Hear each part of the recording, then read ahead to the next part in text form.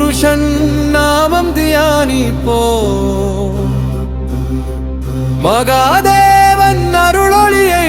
மனமெங்கும் நிறைத்துக் கொள்வோம் ஞான தீபம் ஏற்றிடவே தீமகி என நினைவு கூற எங்கள் சிந்தை செம்மை பெற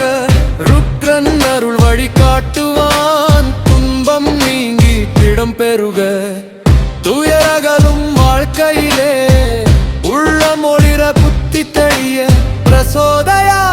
என பணிவோம்.